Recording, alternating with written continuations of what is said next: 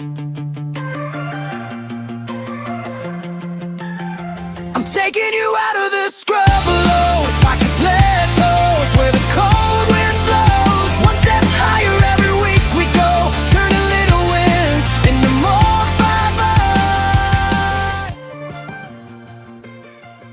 5-0. Hello, everyone, and welcome back to the Legacy Scrubland podcast, the podcast that takes you out of scrub lows, past plateaus, and into more 5-0s each week. I am Kyle, and with me is my co-host, the man that Tron can't hold a candle to. It is our Spike on the mic, Adam. Adam, how's it going, man? Hello. Welcome, everyone. No, it was a really exciting weekend. If you guys didn't know, we had a team trios this weekend, and Kyle was our legacy seat. And oh my gosh, Kyle, you dominated that day. Like just 3-0'd them. Just one of the first ones always done. Just like, guys, what are you doing over there? And it was phenomenal to watch you. You know, take everything you're doing for this. I know you've been working hard trying to get your deck like the best it could be, and you really performed. So yeah, I'm interested in what your thoughts of what. Hey, for man, that, for your I really appreciate that. I was, I think, pretty nervous testing for it and going into it. So again, the team trios is you and two teammates. We each took a different format, and Adam was honestly very nice and let me have the legacy seat. I think he's definitely a better legacy player, but he's also a better modern player than I am. So he graciously took that role. And yeah, I feel like I played pretty well, also got pretty lucky, and I think ran into some favorable matchups. So I was pretty happy with how it went, and excited for the next one. I'd love to talk more about that in our tournament report. But before we jump into that, you know what we got to do first, right? Oh, I was trying to skip it. Go ahead.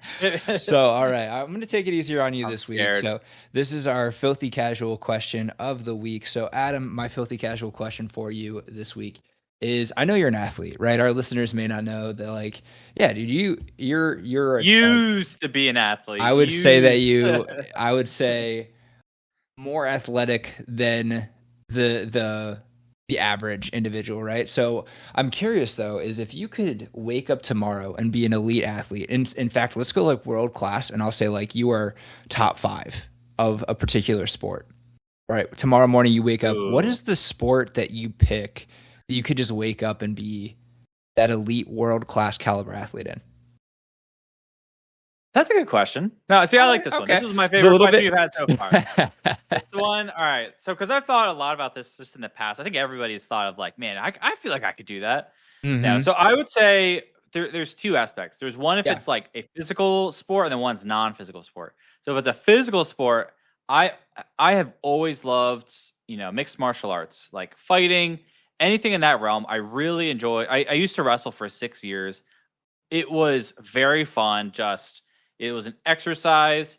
You get to learn a lot of techniques. Just fun hanging out with the guys. Like it was a blast. Really did enjoy it. Now, obviously, the downside is like if you never cut weight before, worst feeling of your life. It is trying to like lose 10 pounds in a couple days. You don't want to do it, and that's why I'm like, yeah, I wasn't going to do it for college. Plus, I wasn't that good. I had a lot of fun. I wasn't that good. Wrestling is brutal though. It is such a hard. So like hard. They are the hardest working athletes. I swear, like crazy. They're crazy. Yeah, at the end of like each workout, like you feel like you have to throw up because you do so many sprints and different training exercises and going live with your opponents. Oh my gosh, they're a different level, but just also like so mentally strong. So like I'm shout out to wrestlers, man. Like I said, I think that, I mean, honestly, this is for like what you gain from high school, right? It's like I gain that mental, strength of just being like, I could push through anything. If I could get through that, everything else in life is just like a joke. And it really has been. Even like grad school is like, grad school is easier than, wrestling camps and stuff. So it's like, it's fine. Then going back to like the non-physical sports, I guess you can count as a sport. Poker, man. If you're the top 5, you are wealthy, and you make so much money doing it. So that's what I hope. Like I said, if in my long future, I hope to continue getting better. I need to go to the casinos more, do more tournaments. I used to do it a lot. I just haven't had the time. That's just an excuse, but that's my goal. That's my goal. Okay. All right. How about you? So your take is MMA and poker. Yes. Okay. All right. I'm gonna go. I think I'm gonna take like golf or tennis. Like, give me a country club sport where I get to just like hang outside, and then also like those guys, like you get so much money for topping these tournaments. So you just like get to go kick it on the beach, swing a golf club or a racket, and then you're just like, hey, That here's like does sound relaxing. That sounds way here's more two relaxing than million MMA. dollars. Yeah, dude, MMA is that would not be my pick for sure. I don't know. But hey, I don't have the brain cells where I can risk losing anymore, so I'm not taking a beating, but you'll catch me on the course or tennis. And again, I'm terrible at both of those sports, but I'm just thinking like, financially, I'm like, what is the smartest move there? I grew up playing ice hockey and I love ice hockey. I don't think that that's the most lucrative outcome. I would love to do it, but yeah, again, I think that would be a tough go. Plus, like if you're the best golfer, you can run that for quite a while. Like you can play that into like your 50s and still be like great. So Oh yeah. that's Oh my yeah. take. Where it's like think about it. It's like I want to be like the best NFL running back. Like my career would be I could be the best for like 2 years, and you know what I mean. Like that's it. And then the young kids get in there and take you over. Exactly. Yeah. Well, all right, man. That is our filthy casual question of the week. A little bit, like I said, a little less out there this week. I figured this might be something that we've all thought of before. So, all right, with that out of the way, let's cover the tournament report. And man, I really enjoyed this. Again, not just because I ran hot and kind of got lucky, but I really enjoyed the concept of like working with a team, like you, me, and Jamie, just like in the Discord talking about decks, and then heading over to your house the one night and just testing and grinding. That was a really cool thing. I know you mentioned this last time, but just like 3 or 4 different, testing games going, plus somebody running the challenge, yeah, on Moto, Oh and yeah. just like people just hanging out, just kind of, talking shop around them and just being like, oh, what's your sequence here? Do you think you should play this first or that? Like, that was really cool, man. I really enjoyed that, and I liked that team camaraderie where I feel like Magic a lot of times it's like it's just you, like guys, like we talk and are friends and buddies, but like when you're in it, a lot of the time it's like it's just you, like no one's helping you out or giving you information or pointers. So this was kind of a nice, I think, change of pace. What was your take? Yeah, so I love team tree events. I think they're very fun. Again, like I used to do them more frequently in the past, and this is the first one I've done in the past over a year. I agree. I think like even before the tournament starts, and you get to chat with your friends and just go over strategies, doing testing. It's a lot of fun. It really is. And for me, like I said, I did modern. I used to play modern a lot, and that's where I felt fine taking that spot. Just for for the listeners out there, like kind of our strategy. We assumed that most people at that area, it's a local event, right? There's not going to be a ton of teams there. Like, okay, the idea is if everybody thinks Adam's going to be the legacy seat, where they're going to board in 4 ley lines, 4 of the most hateful graveyard cards that they can imagine, and just shove it everything in the deck because like it's targeted. You can target if you know like who's going to show up. So we're like, well, what if Kyle, you're a great player. What if you take that seat and then nobody's going to be ready for the taxes matchup, and then I'll be on the modern seat and I'll try my best. And that's what we did. Like I said, I think that part worked really well. That we got the meta right for Legacy, and you like I said, you destroyed there. Yeah. Now the I think bad so. side. Honestly though, like to your point though, like I did have Yeah. some, they're like, I picked this deck because they're like, I feel like I have a terrible taxes matchup, but I feel really good against everything else. And I was like, oh man, well, Yeah. I'm sorry. Yeah. So that was a great call on your point, man. But yeah, tell me about how modern, All right, so let me tell you how about my modern day. went. So Yeah. this is a story. So listen up, audience. So I started the night before. I had everything ready. I printed out my deck list. I got everything going, and I was switching around my decks. Right, some of my cards share cards from my modern seat, and they share the same sleeves too. So everything's the same color. And I put a deck box inside of my bag, have it all ready to go. So when I wake up, I have nothing to worry about. Grab it and go. So I, started the day, got my breakfast, had 10 hours of sleep. It was beautiful. It was like I really want to say well rested, felt mentally good state. Went to the tournament, and as I was driving, I just had this like weird feeling in my gut. I was like, man, did I put the deck in? Like, did I actually put the deck in there? Like, am I just crazy? I didn't triple check it this morning. So I was like, I'm sure it's fine. Like, before I go in, I'll just take a quick look and then make sure I have it, just so like my anxiety goes away. I get to the parking lot. I see Jamie walking across. I'm like, all right, let me just do my quick look, grab my deck box, and I just see my legacy deck box in there when I am the modern seed.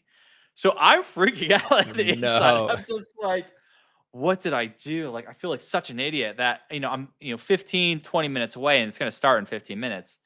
So I was like, well, it's an all proxy event. I know the deck list. I have it printed out. What if I just proxy all 75 cards before the tournament starts, and I'm going to have Kyle and Jamie just help me out? And so that's what we did. We got 75 plays just on a Sharpie, just ripped out every single card. Me looking like an idiot trying to set this tournament up, and then like I'm just in the back just drawing, these cards all on paper. It was a very stressful 30 minutes. But it was, like I said, I try to have a good time. I had a good laugh. Like, I make fun of myself. It's like I was an idiot and whatever. So we get to the round one, and I play against Joe, which is just a not good matchup. I was playing Grixis Reanimator, for sure on Modern 2, and he was playing Blue-White Control. And if you've never done that matchup, it's insane. It's such a bad matchup post board. I was just hoping not to go against him. I knew it was going to be bad. But regardless, we went to game 3 in a very nail biter, and Joe got the best of me. He played really, really well. Very proud of him. He just kicked my butt. So after the tournaments, I was like, all right, I need to switch a few things around. I was going to use that deck box to store all my 75 lands. I needed somewhere to keep it all. So I took it out, looked at it again. I was like, oh my gosh, I'm an even bigger idiot than this morning. It was actually the correct deck inside the wrong deck box. Oh my God. So I just felt so stupid, just like I don't know. Everybody does some dumb things. Yeah, I showed it off there, and I'm okay with it. I make mistakes. I'm not perfect. And yeah. So that was the start. And let me finish off too. The other two, and then the round 2 and 3 was against Affinity, which again, if you know the matchups of Modern, it's not a great matchup for Grixis Reanimator. Like I said, game 1 you usually are okay because you can just persist your Archon and it's great. But game 2 and 3, it gets really tough. And so I didn't have form. I went 0-3. I was, the loser of the team, and I take responsibility. I need to improve, and but I had a great time. Even though I lost, I did terrible. I had a really good time. Oh, dude, it was a great time. And again, like the beginning, it was such a crazy thing because it was like you, me, Jamie, just like writing with Sharpies, like just all these different things. You even wrote, like, we had a laugh of like we're writing swamp on a basic planes of just like we're like, what the hell are we doing? Sleeving everything up. So it was such a crazy thing. But you seemed like cool as a cucumber, man. Like you didn't show that you were stressing, but when the time comes, I like switch brains. I go from like fun Adam to like I'm competitive. I have that switch and I just like turn it on and I just think magic. I don't care that I have to read every single of my cards and be like, wait, what is this? Oh, it's a swamp. All right, yeah. As my plane shows up, yeah. No, so like I said, I feel like I played to the best of my abilities, and I thought you played well. Yeah, like I said, I was looking back to all my the hands I kept, the play patterns I did, and I was like, was this correct? And I think there was only like one time where I was like, maybe I could have done something done the other option B, and that would have been like a better outcome. But like I said, I was at the moment, I still was fine. Like I really do try to be objective about it and not try to use emotion. So like I said, I think I did fine. My biggest regret is the deck choice. Like thinking about it, I should have known better that the meta was more affinity based, just because I know there's some affinity players in the area. And not as much Boros. I played a little bit more for the Boros matchup, and the sideboard was ready for it, and it just didn't pan out. There was 0 there. Yeah. So what would you have brought instead? What, like looking back, what do you think it would have? That's a good question. So if I wanted to go like that's a really good question. So I've always been between Boros Energy, since it's a proxy friendly. I think Boros Energy is just a very good deck. Yeah. I honestly don't know the matchup with Affinity if that was good enough. And then also Storm. Storm is just like, you go fast. And it's one of the best decks in the meta right now. I think that one. I'm not a big Storm player, but if I want to play the best, it would probably be that. I think if again, I don't know Modern. I think if Modern is anything like Legacy, I think the energy has a little bit of an edge over affinity. If the board stalls, you just kind of like keep gaining life and go wide. Yeah, and you can fly over with some of your stuff and just. The only problem is they have like engineered explosive main board. I think they have like 4. So they just that's like crazy. So then maybe it's yeah. not. I don't know. I've heard in Legacy that energy is like it's close. It's probably like 55, 45, but still. But that's no, it was good. Yeah. Yeah, it was fun. And it was a wild because we kind of got, I would say, a little unlucky where it's like the one thing, man, I had such a great time and I would love to do this again. Hopefully we can get more people. It was a little bit smaller, I think, of a turnout than what we were all hoping for, right? I agreed. The one team got a bye, and the team that needed it, I think the most was us. And if we could have, so we kind of got unlucky with that one round bye. Yeah, the first round bye, right? Because and then we ended up tying 2 of our like, you know what I mean? So we ended up I think that no was losses on the day, to be honest. Like no, for undefeated. Canlander, yeah, that's true. Hey, that is true. We did go undefeated. We just tied twice. Yeah. And I think, again, that was another thing to reflect back on of the format. So Canlander, Canadian Highlander was the 3rd format because there is a very large Canadian Highlander population in Kansas. So if you're interested, it is, there's a lot around. And it is a longer format. A lot of them went to times. So maybe you turn the clock to 60 minutes around, or we have a different format other than Canlander. That's up for debate. But like I said, that's Canlander for all of them, like went to time. But it was good. They had fun. It was good. I think, and again, this is just me having fun. I think if I had to do, like, if I had to throw, again, you helped organize all of that, which is so. Shout out to you, man, and appreciate you doing all those things. I tried. I tried. Yeah. I think like if I like looking at it, the team trios was such a fun thing. I was thinking about it of like what would a fun run it back situation look like. I know back in the day they used to do modified team modern.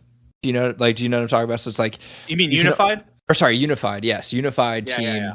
Right, and I'd love to do that for Legacy. I felt like when like just the room, even though it was different, like 3 different formats, I felt like it was a lot of our Legacy scene that was just kind of like molding themselves into modern and Candelander players for the weekend. But so I would love to see there was it. Like 2. I think there was like I know there were some specific Candelander players, so a few of them did show. I just wish there was more because they were very excited initially, and then just kind of like. And again, just for your knowledge of everybody else, like I said, I originally organized it with Larry. I did surveys, try to figure out like what people were most interested in, and like Canlander was just like overwhelming. Like, yeah, we got to do this, and it didn't show up, and that's fine. I just hope for the future. Like, if people want to do these events, you got to show up, even if it's not like your most favorite event you've ever done. Like, just showing stores that you're willing to, go to these events, have fun, like spend money at their store, then stores are willing. But if nobody shows up, why would a store want to keep doing it? So it is a lot of time and effort for them. So but yeah, I mean, I think like potentially doing that again would be great. And then again, a team unified. And because like the idea, so for those that don't know, it is you get 4 copies of a card, like similar to how it would be if you were building your own deck, but you get 4 copies across all 3 of your teammates. So that would be like Force of Will, like only you get 4 Force of Wills. Yeah. You get 4 Wastelands. So some of these staples, it becomes a little bit more interesting of like what decks people pick and like what's the strategy of like, do we give somebody like do we bring a Delver deck that has Wasteland and Force and Daze? Well, you're cutting off quite a bit of like some of the staples, but that could so then maybe you got to pick 2 other decks that don't use any of those things. So I just thought that'd be kind of a cool thing in the future, but I don't know. We'll see. Either way, we've got some other competitions coming up that we get to practice on. So awesome. All right. So one of the other things that was pretty big is this morning we had a ban announcement. So most of you are, I'm sure at this point, already aware that Candelabra of Tawnos is banned. This is kind of an interesting thing. And again, because we know that Tron was a big problem in the deck. And before we kind of go over this banning, let's take a quick second to talk about how we evaluate like a ban announcement in general, or how we evaluate if a deck needs a banning. I think it's, I don't know. I feel like we kind of get a lot of people calling for bans quite a bit. At least is my feeling is, every other podcast, I'm sure people are probably tired of hearing ban discussion. So sorry guys, you're gonna have to sit through this one, but it is something that comes up a lot, and people just kind of typically are calling for things that they don't like to play against. So sometimes I feel like it's, oh, this deck beat me, terrible, gotta ban it. Like, so how do we establish, like, what's a deck that just potentially we don't like playing against versus something that's actually over the line? Or is there a combination of where that line is? So Adam, what's your take? How do you evaluate a potential ban? Sure. So there's a few things where I think I kind of put my head onto the Wizards of the Coast, like the room when they're discussing, like, what do they actually look for? And so here's a few things I've at least thought about. So one of the big ones is player experience. If the player base is not enjoying themselves playing, especially against a particular deck, that's bad for the business, because there's going to be less people participating in Magic, less for the people to buy cards from the stores or from the new sets. So they want to make sure that the player base is happy. Now, how do you have a bad time or a bad experience playing? Again, these are mostly from the modern scene, but maybe you guys have experienced this. But cards like Nadu, Second Sunrise, KCI, if you've ever gone against those decks, it is a miserable experience. Why? It's because these decks are non-deterministic, and so you just don't know if the opponent has the win. And it's not like some other combos where it happens immediately and the game's over. It's a little bit better when you go, yep, I lost, it's fine, and we can go on to the next one.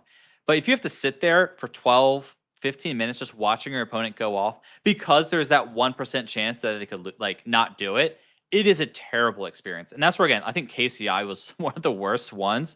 And the most frustrating for me, just watching them dirtle their artifacts around in their deck and just not go off. I hated that list. So that's one. I think player experience is going to be very important. Number two is the prevalence in the top of the tourneys. And this is going to be very important. This is where they get a lot of their data from and what they explain inside their report. So you'll see that what Carmen highlights specifically for Legacy is where has Tron placed in the past. So they bring up in the showcase event where Tron was number 1 and number 2, and there was another one in the top 8. So that really started giving them some worry of like, okay, is Tron getting a little bit too scary? They also gave some notice that it's, in the past, like, hey, let's keep an eye on Tron. Candle is a little bit too dangerous. And as the format just continued, it still stayed a little bit too high. And so, again, this is what they do. They look at the top of, challenges, definitely bigger events. If you notice, 6 of the 8 are continuously getting that top, they want to remove it. And so that's why I think prevalence is going to be very important. And the last one of what they really look for, and I think this is a potentially a new one because this is so obscene for Legacy or just Magic in general. The cost of the candle was around $2,000-$3,000 depending on the version you get. That's insane. If you're going to a big tournament, Eternal Weekend, or whatever you want, needing to spend $8,000 for 4 cards just to kind of get your deck into the door is very difficult. And so I kind of think where they're kind of taking that into consideration. They didn't say anything in their notes for Legacy Day, but I do think that they thought, hey, this is a little too expensive for people to get into. Let's cut this card. And so that's kind of, I think, the 3 things that are starting to go around when they evaluate. What are your thoughts? Yeah, I mean, I think the 2 biggest need to be, is it a poor play experience? And you made a great example of like KCI, Second Sunrise. I think back to, I think this was a modern event. It's like forever ago, but it was a match on coverage, and this person was like storming off, and the person just wrote like F6 on a piece of paper and just like walked away. They're like, I like hate this so much. It's kind of like a cool like statement to make when you know that you're on coverage and you're like, this is such a rancid play experience that I hate this. So kudos to that person making that statement in such a vivid way. But yeah, just I think a play experience, I think that's going to be the thing to your take that pushes players away. of they hate this experience. They don't want to come and spend money. I would look at it to kind of like our local scene. Maybe the online scene's a little different, but I mean, we're all busy. We all have jobs. Like you only have so much time to enjoy hobbies, and Magic being a hobby that we enjoy. Like you only have so much time to play Magic, and if the format I think is in a situation where for 4 or 3 of your 4 matches, you're just going to sit there and watch your opponent play with their cards for 20 minutes. Like I could understand that not being a very fun experience, and then being like having to think about it before you leave the house. You're like, do I want to spend 4 hours being miserable watching? And if the answer could be no, and then you have to be like, hey, is this an experience that I want? Yeah, and I think like one good example of the opposite, Brainstorm. Brainstorm is one of the most prevalent cards in the format, and nobody's asking for the ban, right? Because it's such a cool experience where you can brainstorm at end step or brainstorm on your turn, play that fetch land, fetch away those other cards. Legacy players are relatively fast. They do it quick, and like you get a lot of value from it. So nobody's really asking for that to get banned. But the ones where again it's a poor experience, I think is really what they value of like trying to ban. So I could see like the ones like we said where your opponent's storming off. Believe it or not, there was a card called Grief. I don't know if you remember that. People hated this card. Yeah. You weren't a fan of, or you were a huge fan of this, but yeah, apparently people didn't like the idea of like their opponent taking the 2 best cards out of their hand and then having a monster on the field that they could attack with over the course of the game. So that was another one that people said that they didn't really enjoy either. I think that's crazy, ludicrous. I don't know what they're talking about. That's just great to me. So I understand that perspective. I think it becomes even more of an issue when that potential of negative player experience coincides with where it falls in the tournament. Like everybody from like the Oops All Spells, the recent banning that we got before today, a lot of people didn't enjoy playing that. Now I'll be honest, like there's some decks that I don't enjoy playing against, like Storm to me, and I've had this conversation with you outside of this, but like when someone goes off like turn 1 on the play with Storm and I don't even get to I don't do anything, I just lose. To me, that feels very similar to Oops All Spells. Both of them feel terrible. And if that was like the play experience every single time, I would just say if that was the play experience every single time, where I'd be like, you know what, I've kind of had enough of this. Like if they're hitting that ceiling, 15, 10%, like that's cool. Like that's fine. Like it's a very powerful thing that you get to do, but it comes at a cost somewhere else. Like I think that's fine. But if you're so consistent with it, where it's like, it's not a fun experience and they do it pretty regularly, that's where I kind of have an issue with it. So that's kind of like my combination of, is the player experience at a certain part and how prevalent am I playing against it? Yeah, and I will say, what was your take? Yeah, what was? No, I was gonna say people probably don't agree with me. I like 100% of the time, I'd rather die to Oops than rather to like KCI or Second Sunrise, because like I don't want to just sit there and watch you with a 99% chance of winning and me just sitting there. I'd rather just be like, yep, we're done. Let's go to the next one and just So like Oops is better than Storm in your opinion, right? Yes, I hate Storm. Absolutely. I hate Storm too. If Ben Shufu ever listens to this, he's like one of the best Storm players I know. And he just will sit there and just kind of keep going and going and be like, hey, I lost. You got it. And he'd be like, no, hold on. I got to finish this. And be like, it keeps going. I'm like, no, I'm walking away at that point. But I'm with you, though. I actually don't think the cost should be a variable. So do you want to cover, like, I don't know if we want to jump into the actual article from today. Yeah. So one thing they brought about the article, what I wanted to bring up, let's talk about it. It is the philosophy of whether you should hit the card directly or you kind of dance around the card and ban the cards that support the main one. And I think a perfect one as an example is Titan from the Amulet Titan list in Modern. And it's so interesting where this is what they wrote, Carmen wrote in the Legacy article. Whenever we have to make this sort of change in Legacy, we frequently try to minimize the total number of bans that are going to have to make it in the long term. I don't know. It's a very interesting thing said by Wizards of the Coast, where they're saying, yes, we want to hit the direct card, But how many times in Legacy and other formats where they don't hit the direct card, they try to ban around it? So we just got a ban in Modern, like 3 months ago, where they banned the Lotus fields, and rather than the Amulet, like they're trying to ban around it. Why don't they just ban Amulet like the Titan or the Amulet of Vigor? You know. I agree. And so, like, I think that's really conflicting of what they're saying in the article versus what their actual philosophy is. And that's why I'm not saying that she's lying or anything, like being disingenuous, but it just doesn't coincide to what the past has been. If that's what they're doing in the future, great. Next ban cycle, we're seeing Titan banned. There's no way around it. Like, that card is a problem. It's been a problem forever. And they banned so many cards in Titan to actually get that deck where it is today. I feel like a lot of the times Wizards will make a comment or a statement and they're like, we're going to do this, or this is our philosophy and this is how we're taking an approach to it. And then the next 3 decisions that they make don't go the complete opposite. They like so I feel like it is a very wishy-washy thing. So like I kind of don't take them at their word very often.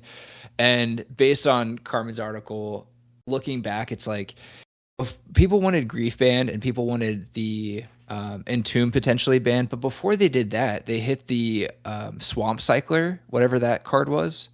The Troll. Yeah, Troll of Khazad-dûm. Like, so that was an example where it's like, hey, they're just trying to dance around it and bring it down a little bit, which I'm not saying is the wrong philosophy. I'm just saying, and say that. Like, we didn't really want to hit it. We want to just try to, like, nip at it. But same thing with like way back in the day when Hogak was terrifying Modern, they like took a card out of it. And so I just don't believe that they don't want to do that. My take, and this is where I go into that, I guess, conspiracy, where it's like, I think they want to hit the cards that they can't reprint and make money on. So like, because the whole article, and again, you guys can find this pretty easily, but just they bring up like an old High Tide list from like, from 1996 or something. So like they brought up like a really old list and talked about how it was an issue a while ago, but Candle's been legal in Legacy forever and it hasn't become an issue until it's been broken recently because of cards that I think are more problematic, being the One Ring and being the, what is the land that's like Planar Nexus. Planar Nexus. Yeah, thank you. Yep. So the Ring and Planar Nexus, I think, are clearly the bigger issues. It's like the Candle is good because Planar Nexus makes all your Tron lands enter already turned on, right? It's like if you had to work for it and jump through the hoops of like getting all of your getting your Tron lands together, or go through the hoops of having to get all of your Cloud Post, like I don't think Candle would be like I don't think Candelabra would be that big of an issue.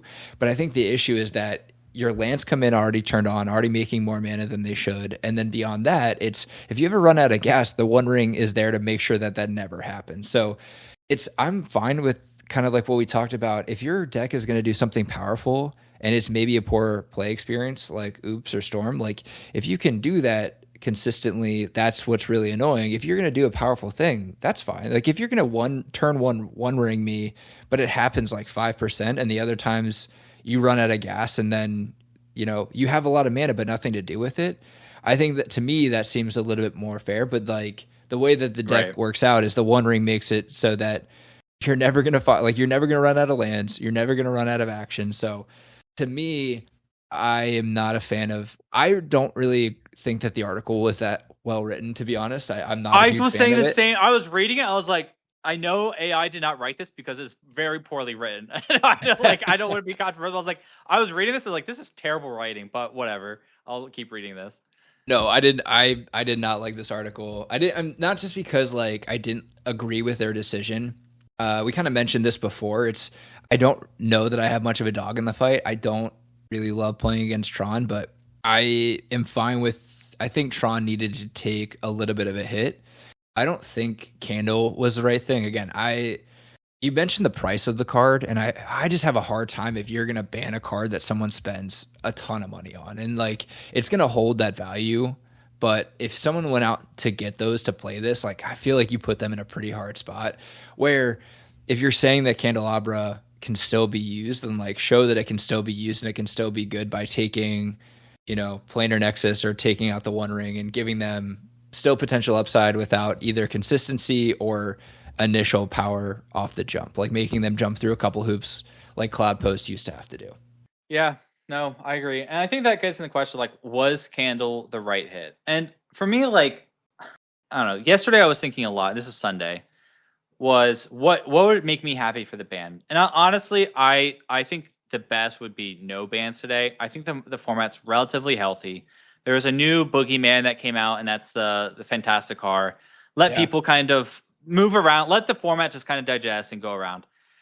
Now, me, like, in a perfect world, I think that, right, there would be a few bans to make the whole format a little bit more cohesive. And let me explain. So I think, like, they did, I don't say it's the right thing, but they already hit reanimate decks with the Entomb ban. Sure. But they didn't hit the other decks. So the other popular decks are Tron and the Brainstorm decks. So I think for me personally, like, I think this is hitting that mark of Tron is getting that little nerf that it needs. It was a very, it's a gross deck to go against if you've never done it. And then the other one is the Tamiyo. If Tamiyo is, like, still the thing in the next year, I would be shocked. I think that card is probably the next on the chopping block of it's a little bit too good for those exact reasons where it's extremely powerful. It's at the top of the meta for a lot of things. And again, this is the new one. It's like, does it cost a lot? It's not that crazy. It's like $40 maybe. And so I think that one you're probably going to see banned in the next year. That's my vote. I think I'm gonna put it down for 2027 is Tamiyo's going to see a ban. And I think that's going to be healthy for the format, but kind of leaving out those other decks, I think is going to put Tron in a weird spot. Yeah. So you think Tamiyo being what, like the tempo decks that you think need the hit, right? So I think, like, looking back to the other decks, right, or other cards, excuse me, that have problems, it's Ragavan, right? Ragavan is a 1 mana spell that gets this crazy card advantage. And then Dreadhorde Arcanist. That's another card that's a 2 mana one, but it also generates crazy advantage that we're seeing in the Delver decks. Well, like, this card's even crazier. Tamiyo is a blue creature, has 1 mana, and it flips over to a Planeswalker, which stops all of the go wide decks. It is an insane card. And it plus kills all the combo decks because on turn 2? Turn 3, they're able to bring back a Force of Will. So they can kind of go back into their graveyard and keep getting the value. It's an absurd card. And I think, like I said, in a perfect world, I would like to see that card banned. But that being said, like, do I think it's a mistake that they banned Candle? Probably not. I don't think it's a mistake. I think it's going to be better for the format in general of, like, banning that card. Tron was insane, and I think it could use a little bit of a nerf. So I'm fine with it. But what are your thoughts? I know you disagree with that philosophy. Yeah, I do. I think my take was, and I don't know, maybe it's just a different perspective from the decks that we play. From the D&T fair kind of creature side, my take was always, like, I'm looking to hit their lands, and the lands that the one that I'm aiming for the most is Planar Nexus. Like, I need to take that because it turns on everything. It's such a huge problem, and so anytime I see that, I'm like, God damn it. Well, I need to take that off, or take that off the field, then Tower. If I saw a Candle come down, like, I was never too worried about it. If they don't have Planar Nexus and they're candling an Ancient Tomb, like, that's good. Is it right? Is it amazing? Is it broken? Like, I don't necessarily think so. I think they have other ways of kind of cheating and generating crazy amounts of mana with keys and Grim Monolith. So I don't necessarily know that, like, the thing that needed to be hit was their ability to continue to generate mana. Like, that's kind of my take. I think they're still going to have the big mana. They're still going to have the ways of kind of exploding with, like, bigger mana faster than they probably should be able to. And then they have the way to continue to reload the hand so they never run out of gas. So to me, I would have rather seen either the One Ring or Planar go. To me, that feels like it would have been, I think, a more fair nerf to the deck. I think it still makes it good. I think people that have expensive cards don't, again, I don't know that it's going to lose value, but I hate the fact that I have to even question if a really expensive card that someone picks up is going to lose value. So that's kind of my take as far as Tron goes. Yeah, I think, like I said, yeah. I wouldn't be certain. Like I thought if anything would get banned, I did think Planar Nexus would be hit because it's not a crazy like expensive it's a card. it's a newer, It's like the new. newest card, right? Like you kind of want to It's keep one the of them, pillars, right? Like my take would be keep the pillars. So I don't know, maybe Candle is not one of the pillars. I'd be more upset if you were gonna like, I don't know, ban an Ancient Tomb. But I think the idea is more of like, I don't know, leaving the older cards and then something that you print by mistake that is a little bit overpowered because you didn't think of Legacy when you created it. right. Like Planar Nexus, that could be the thing that could go. As far as Tameo goes, I think Tameo, very good card. I don't like that when Tameo comes down, the game essentially becomes a mini game where it all revolves around Tameo for just a 1-mana creature that just can potentially negate any removal that you have for it if they can brainstorm it in response. I think it is crazy. I still think there's a lot of ways to deal with it. Now, this is coming from, again, my deck has a lot of removal and a lot of ways to answer Tameo, so it maybe feels a little bit different from other decks. I think it's very good. I don't necessarily love playing against it, but there's a lot of cards that I don't love playing against. My take with Tameo, though, is that if it were as broken as it would be, that the deck that it would be in would be better. Does that make sense? So, like, it's a crazy take, but I don't think Dimir Tempo it's not even the best tempo deck in the format. And I think it's just because of where the format is currently. It is all, I'm looking at Goldfish, like the top page of Goldfish, and it is Tron, Delver, Sneak and Show, Rakdos, and then there's Dimir. So like it's still there, but then it's Doomsday and Lance, then Eldrazi. But Yeah. it's either combo or it's like go as fast as you possibly can. And I think Dimir being a little bit slower finds itself in kind of a weird spot. I don't know how Dimir is gonna. I don't know how that matchup ends up going against the new Fantasticar. Like maybe that's a way for them to come back in the format and have a kind of like favorable matchup that they get to kind of be a predator to. But right, I just think like if you were gonna see Tameo ban, it would be one of those things where it's like, hey, Tameo is in so many decks, and the win rate of these decks are insane. And I don't know if Dimir is at that level. I hate playing against it, but does that make sense? Like, I don't want to be just at the point where it's like I don't like playing against it, and therefore I want it to be banned. If that was the case, I would ban Up the Beanstalk. I hate that card.